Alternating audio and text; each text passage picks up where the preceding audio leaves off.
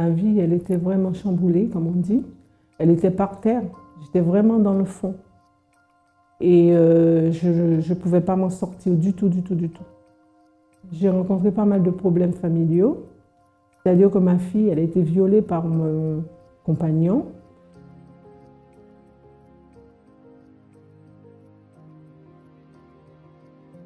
J'étais très en colère et aussi je ne comprenais pas pourquoi cette personne avait fait ça à ma fille alors que ça faisait longtemps qu'on vivait ensemble et qu'il avait vu ma fille, il a pratiquement élevé ma fille. Et donc j'ai eu très mal, j'ai même eu envie de tuer cette personne. Parce que franchement, c'est dur, c'est douloureux de faire ça à un enfant de 12 ans.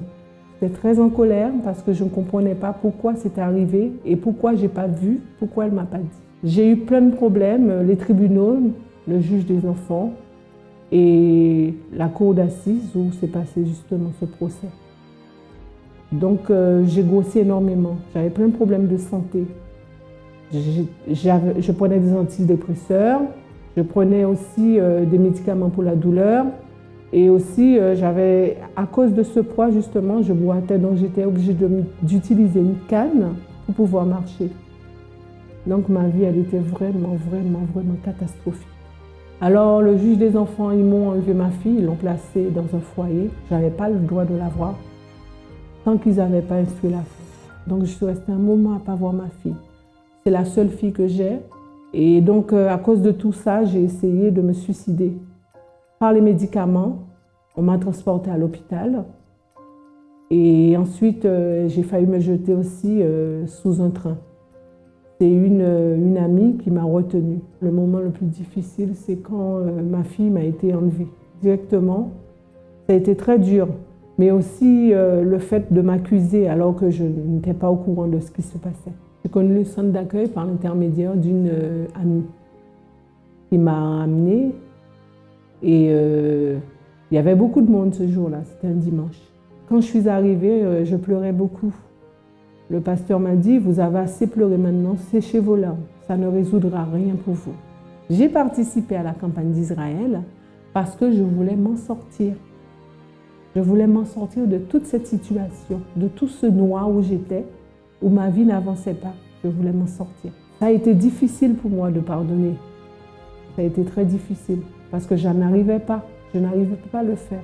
C'est nécessaire de demander pardon pour pouvoir connaître Dieu, pour pouvoir avoir son esprit et pour pouvoir justement aller de l'avant. Ah, ma vie, elle est vraiment complètement bien. Déjà, je suis guérie, j'ai perdu plus de 52 kilos et aussi, mes enfants, ils sont bien. Ma fille m'a été rendue et tout marche bien pour moi. J'ai eu ma guérison en faisant les chaînes de prière, en faisant la campagne d'Israël pour ma santé. J'ai été guérie, j'ai jeté tous les médicaments que j'avais, antidépresseurs, antidouleurs et tout anti-inflammatoire. J'ai tout jeté, même les anticoagulants. Et donc, après cela, tout a été rétabli, toute ma santé. Alors, j'ai eu gain de cause au niveau des tribunaux. J'ai eu gain de cause pour ma fille, elle est rentrée à la maison alors qu'il ne voulait pas du tout, mais elle est rentrée à la maison. J'ai déterminé cela. Et pour qu'elle puisse rentrer à la maison, j'ai dû déménager, ne pas rester dans l'ancien logement. Donc la campagne d'Israël aussi a aidé pour ça. Et j'ai pu aussi avoir gain de cause au tribunal civil. Donc j'ai pu avoir des dommages et intérêts. Ma vie a été changée parce qu'avant, je ne pouvais pas aller au travail parce que j'étais malade. Je ne pouvais rien faire. Et maintenant, ma vie a changé. Et maintenant, j'ai un autre objectif dans ma vie, qui est de faire pour moi-même, d'avoir mon propre entreprise. Mes enfants, ils sont très unis et ils s'entendent très très bien. Par rapport à moi aussi, mes enfants, ils sont plus proches de moi. Et ils ont été aussi bénis parce que j'ai un fils qui n'avait pas d'appartement, qui a trouvé un appartement à la suite d'une campagne d'Israël que j'ai fait. Et spirituellement, ça va mieux pour lui aussi. Il n'y a pas de suicide, j'ai envie de vivre, j'ai envie d'aider mon prochain, j'ai envie de faire plus avec Dieu. J'ai envie de plein de choses. J'ai plein de projets aussi. Le centre d'accueil pour moi représente tout. La vie, la délivrance, la liberté, le fait de connaître Dieu et le fait d'avoir justement cette rencontre avec Dieu. Nous sommes de retour dans cette émission France en direct pour vous, très chers amis. Et j'aimerais en ce moment convoquer toutes les personnes, vous qui avez un problème de santé, vous qui êtes malade et malheureusement jusqu'à aujourd'hui, vous n'arrivez pas à trouver la solution, vous n'arrivez pas à trouver la guérison.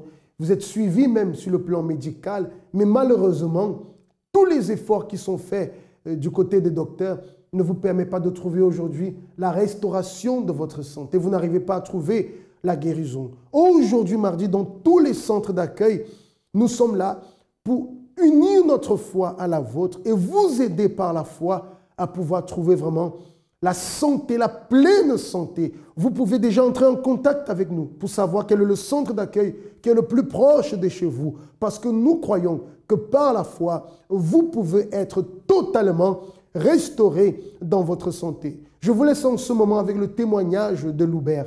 Et juste après, on se retrouve. Loubert, ça fait combien de temps, Loubert, que vous êtes au centre d'accueil universel? Bon, ça fait 6 ans. 6 ans. Ouais, mais avant, je venais en 2004, en passage de l'église. Fermement, ça fait 6 ans. 6 ans. Mais vous connaissez l'église depuis 2004. Depuis 2004. Comment était votre vie avant d'arriver au centre d'accueil, avant de connaître Jésus? Avant de connaître Jésus, j'étais quelqu'un qui était complètement perdu par rapport à ma situation parce que je suis né avec un handicap dans ma vie qui est la polio. Ça m'a beaucoup perturbé toute ma vie de mon enfance. Mais quand j'étais petit, je ne donnais pas trop occasion à ça à partir de l'âge de 13 ans, 14 ans. À l'école, c'est là que tout a commencé à agir sur moi. Parce que j'étais très complexé. Parce que quand j'ai découvert cette maladie, je me voyais différent des autres enfants qui étaient à l'école. Et j'étais marché sur quel orteils, les talons, ça ne touchait pas le sol. Mais il y a beaucoup de gens qui prennent le pitié. Il y a des fois, je vois, mais j'aime bien le foot, le basket. Il y a des autres qui le font à l'école. Moi, j'ai envie de le faire. Envie était là, mais je n'arrivais pas. Mais ça, je restais regardé, ça m'a vraiment bouleversé. C'est là que je commence à penser. La journée, j'étais bien avec ma famille. J'avais une famille qui était bien. Quand on dit bien, il y a toujours des disputes dans la famille. Mais il n'y avait pas pour dire que ma famille était méchante avec moi. Elle était toujours là pour me soutenir. Mais le soir, je ne dormais pas. Je commençais à faire des cauchemars. Les pensées de suicide est venues à plusieurs reprises. Vous avez pensé au suicide? J'ai même passé à l'ACA à 2 reprises. C'est-à-dire? Il y avait une fois, j'étais au pays et je montais un arbre pour me faire si j'étais en bas. Et c'est dans un endroit que personne ne passe. Ces jours-là, il y a un oncle, la grande frère de ma mère, qui passait dans cet endroit. Il m'a vu sous l'arbre. Quand elle m'a dit, avec révolte, il a crié, il m'a fait descendre de l'arbre. En France aussi, il y a des fois que mes parents, quand je suis arrivé en France en 2001, mes parents étaient là, ils dorment, mais des fois je pleure dans mon lit. J'ai parti dans la cuisine, je prends les couteaux pour essayer de faire ça là, mais j'arrive pas de le faire. Mais il y a toujours une voix qui dit non, ne fais pas ça, ne fais pas ça. Même après, j'ai rencontré une personne. Et après que j'avais un enfant aujourd'hui qui avait 8 ans, même pendant que j'avais mon enfant, je pensais que tout allait changer. Par rapport à mon enfant, j'allais m'appuyer pour dire que mon enfant il est là, je ne pouvais pas me suicider, je dois penser à mon enfant. Il n'y a rien qui a changé. Au contraire, même avant avec mon enfant, avant j'étais même moi de sortir avec des filles. Et les confiances n'étaient pas là. Je dis avec mon handicap, je ne pouvais pas avoir des enfants, je ne pouvais pas avoir une belle personne pour passer ma vie, je ne pouvais pas avoir un bon travail. Même à l'école, au début, j'étais très intelligent. Je commençais à dire, bon, ça sert à rien de continuer vraiment à persévérer à l'école. Parce que quand je suis arrivé en France, je suis opéré. Là, j'ai fait 2 opérations. Là, le docteur, ils ont cassé mes jambes pour redresser, pour que le talon touche le sol. C'est là que tout a basculé, que je commence à sortir dans le monde, vraiment là. Parce que je dis que maintenant, personne ne va voir. Il peut voir que je boitais.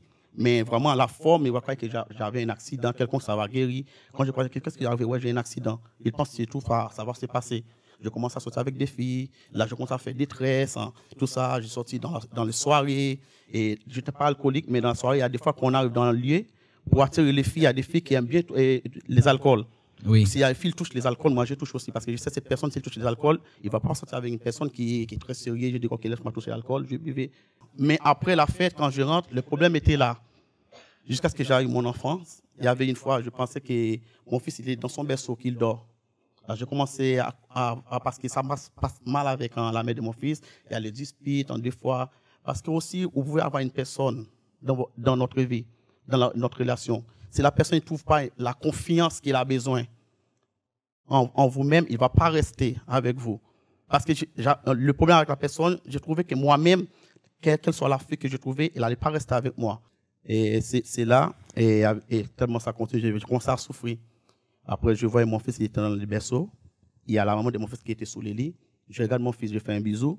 C'est là que je passe à là que je prends le couteau pour me suicider encore. Là, j'étais vraiment avec des larmes, j'ai commencé à trembler. Mais je laissais mon frère en train de dormir. Je pars dans le noir, je ne fais pas la lumière. Tout d'un coup, quand je passe à l'action, j'ai senti quelqu'un qui m'a attrapé dans mes jambes. J'ai fait papa, c'était mon fils qui m'a attrapé directement. C'est là que je l'ai vu. Après, je commence à trembler, je l'ai pris. Quand il me dit, qu'est-ce qu'il y a? Quand il commence à pleurer, il avait 2 ans, Il avait 2 ans, mon fils. C'est là que j'ai compris les choses. Et c'est ensemble dans la même semaine, puisqu'avant je venais à l'église. En 2004, je passais. Mon téléphone a sonné chez moi. Ils m'ont appelé. Ouais, Loubert, je suis parti dans ton église là. Je trouve un pasteur là-bas qui est cool. Il est cool, on dirait que c'est un jeune, tout ça. C'est apparemment le pasteur du groupe jeune, le responsable du groupe jeune à l'époque. Il dit, ah ouais, il faut venir. Dans les médias, par curiosité, je suis revenu. De 2010 jusqu'à nos jours, c'est là que je complètement resté à l'église, resté ferme. De 2010, je dis, je prends ma décision vraiment pour changer ma vie. De 2010 jusqu'à aujourd'hui, j'ai commencé à participer dans les propos. Je commence à participer dans la prière vraiment sincèrement. J'étais en combine avec la mère de mon fils, on n'était pas mariés, tout ça. Je commence à venir dans le gouvernement, investir tout ça. J'ai demandé des conseils des pasteurs. Vous avez obéi. Vous obéi. Vous avez participé des chaînes. Des chaînes de prière. Des propos, des campagnes aussi. C'est la campagne même qui a changé, vraiment changé la situation. Quelle campagne? C'est ma première campagne que j'ai faite en 2010. L'été 2010, moi, autant l'été 2010, j'ai fait cette C'est là qui a déclenché un changement. Tout. Parce que quand je suis arrivé en 2010, c'est là que je n'ai rien à perdre. Il faut que je me lance. La campagne arrive, je me lance. Je dis, Dieu, c'est la seule situation que je suis capable pour changer ma vie, c'est ça. Là, je me lance. Je vais participer dans cette campagne pour me laver de tous ces doutes, la complexe, l'esprit de suicide qui était là. J'ai besoin parce que je n'étais pas en paix. Mais après la campagne, immédiatement, je me sens complètement libre. C'est là que je prends le baptême dans l'eau directement. Après, tout a basculé. Les jeunes de Daniel arrivent. Je me fais première campagne, premier jeune de Daniel. Aujourd'hui, Loubert. Libre. Complètement libre. Parce que l'handicap qui était résisté dans ma vie, c'était pas ça. C'était dans la tête. C'est que le plus qu'il dit, c'est qu'on a un handicap dans la tête. Il y a beaucoup de gens qui ont des problèmes. Ils n'arrivent pas à se passer parce qu'ils gardent ça toujours dans la tête. Parce qu'il a oublié que Dieu existe vraiment. Jésus vous a racheté. Il m'a acheté. Complètement transformé. Complètement transformé, changé, pasteur, aujourd'hui. Dans votre vie, vous travaillez? Je travaille, pasteur. Je gagne ma vie. Il y a le lutte de combat. Mais s'il n'y a pas de combat, on ne pourra pas avoir la victoire. C'est pour ça qu'on va toujours lutter pour avancer. Souvent, la personne se pose la question, est-ce que dans telle ou telle situation, Dieu peut vraiment m'aider? Est-ce que dans ce problème que je suis en train de vivre depuis des années, Dieu a-t-il assez de pouvoir pour pouvoir changer cette situation? Il suffit, cher ami, de considérer les différents témoignages que nous vous passons ici pour vous montrer que quelle que soit la situation, quel que soit le domaine, rien n'est impossible à Dieu. Le Seigneur Jésus-Christ a déclaré que tout est possible à celui qui croit. Si vous croyez, cher ami, c'est possible. Lorsqu'on parle souvent de la restauration de la santé, beaucoup de personnes se posent la question, est-ce que vraiment Dieu peut restaurer ma santé? Les témoignages que nous avons parmi nous sont la preuve que la parole de Dieu est d'actualité, que la parole de Dieu continue à opérer dans la vie de ceux qui croient. Alors, chers amis, saisissez votre opportunité, vivez pleinement votre foi et j'ai la certitude que Dieu va vous honorer véritablement. Vous allez voir en ce moment une autre histoire. J'aimerais que vous soyez attentifs. Découvrez dans quel état cette personne vivait et vous allez plus tard voir comment la foi a pu apporter le changement. Alors avant d'arriver au centre d'accueil, ma vie, elle était détruite en fait avec ma famille. Ça allait pas, j'avais des gros conflits avec ma mère au point que j'avais décidé de ne plus lui adresser la parole, au point où j'avais tiré un trait sur ma mère. Tout était parti d'une dispute bête, mais que moi je gardais tout ce qu'elle avait pu me faire par le passé, tout ça c'était resté en moi. En fait, pour moi, elle n'avait jamais été la mère que moi je voulais avoir. J'avais pas la relation comme je le voyais autour, les amis que je pouvais avoir, où il y avait la complicité, il y avait l'amour. Ma mère, elle m'a jamais pris dans ses bras. Je voyais que les autres, elles avaient cette complicité, qu'elles étaient amies, limite amies avec leur mère, alors que moi, j'avais pas tout ça et je comprenais pas. Et je lui en ai beaucoup voulu. Je lui en ai beaucoup voulu au point de vouloir la voir morte, en fait. Et je suis arrivée dans cet état d'esprit où je me suis dit, jamais je lui pardonnerai, jamais je lui adresserai la parole. C'est pas possible. À l'âge de 15 ans, en fait, c'est l'âge à laquelle j'ai perdu ma virginité. Sauf que je ne l'ai pas perdue avec un homme que j'étais amoureuse, j'ai perdu juste pour me faire accepter des autres, en fait. Et en fait, tout a commencé de là. En fait, ce que je pensais pour moi qui pouvait faire que j'allais me faire accepter des autres, en fait, c'est quelque chose qui, en fait, a renforcé les moqueries. Tout ce que les gens, en fait, pouvaient dire, en fait, ça s'est empiré au lieu d'arranger les choses. J'ai vécu avec ça. De surcroît, ma mère n'a pas aidé aux choses non plus, où elle était sans cesse en train de me rabaisser. Donc moi, je ne comprenais pas. J'ai gardé ça en moi pendant longtemps. Et systématiquement, à chaque fois que je tombais sur un homme, bah, je me donnais facilement. Il n'y avait pas de résistance. Il y avait de l'amour, il n'y avait pas d'amour. Enfin, il y avait l'attirance physique, après le reste, il n'y avait pas. Et à 17 ans, en fait, je suis tombée sur un garçon parce que j'aimais bien les garçons avec lesquels il peut y avoir conflit, il peut y avoir confrontation. Si elle écrit, si le garçon il est trop gentil, ça ne me correspond pas. Et du coup, en fait, cette personne-là, elle a été très violente avec moi en public, elle a toujours m'humilier. Et au final, elle a fini par me violer. Avec ma fille, quand son père m'a abandonnée, en fait, son père a mis fin à la relation avec moi quand j'étais à l'hôpital, en fait. Et il a dit c'est terminé. Et du coup, en fait, depuis sa naissance, je l'élève seule. Et du coup, en fait, cette relation-là, je crois que ça a été la relation de trop qui a fait que, bah, pour moi, l'amour, c'était pas pour moi, ça n'existait pas et que c'était pas la peine. Et du coup, en fait, j'en ai voulu à ma fille pour ça. J'en ai voulu parce que si elle n'avait pas été là, j'aurais pas été obligée de revoir son père. J'aurais pas été obligée de tout ça et j'aurais pu me détacher de tout ça plus facilement. Alors que sans cesse, en fait, à chaque fois, quand je la vois grandir, en fait, je revivais cette scène. Regardez, une vie totalement, je dirais, catastrophique en ce qui concerne Nathalie. Regardez son histoire.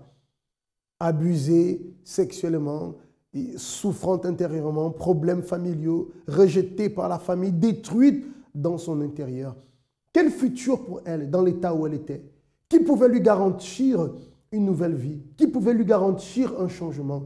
Même la famille ne croyait plus en elle parce qu'elle était victime d'insultes de la part de la famille. Elle-même ne pensait plus que sa situation pouvait changer. Une véritable souffrance.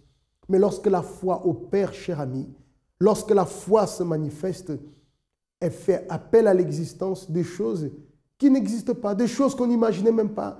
Parfois des choses que vous désirez et que vous ne pensez même pas que vous pouvez réaliser. La foi vous permet de pouvoir les atteindre. Il vous suffit tout simplement de déposer votre confiance en Dieu, d'accepter la proposition qu'il vous fait, la proposition d'un nouveau départ, de lui faire entièrement confiance.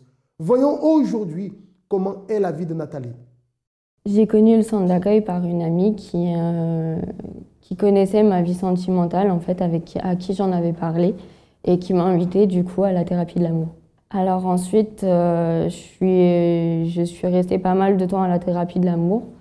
Donc en fait, je trouvais pas forcément le temps de venir aux autres réunions. Puis petit à petit, j'ai voulu venir le dimanche. Et ensuite, j'ai commencé à faire les chaînes de prière à partir de mars dernier. J'ai commencé à faire les chaînes de prière le lundi pour la vie financière, le mercredi et le vendredi pour la délivrance. Quand je suis arrivée, quand j'ai commencé à venir à l'église plus régulièrement, c'était au moment du jeûne de Daniel. C'était une évidence que c'était quelque chose qui pouvait me rapprocher de Dieu, en fait, de pouvoir sacrifier, en fait. Je voulais me donner à Dieu, mais il y avait beaucoup de choses à l'intérieur de moi, en fait, dans mon caractère, que j'étais pas prête à renoncer et que j'avais du mal à laisser, en fait. Comme mon orgueil, certaines relations que je pouvais avoir amicales, et notamment aussi ma nervosité, le fait que Le fait de toujours vouloir avoir raison, il y a plein de traits de caractère en fait que je n'admettais pas, que je voulais pas. Et le pardon aussi. Je voulais pas pardonner parce que pour moi, c'était pas à moi de pardonner vu que c'était pas moi qui avais fauté. En fait, j'ai pris la décision en fait de faire tout ça parce que j'acceptais pas en fait, j'acceptais plus la vie que j'avais. J'ai vu que pour d'autres personnes, leur vie avait changé, qu'elles pouvaient être heureuses. Et moi aussi, j'avais envie d'être heureuse et j'avais envie de changer, j'avais envie d'avoir une vie complètement différente en fait.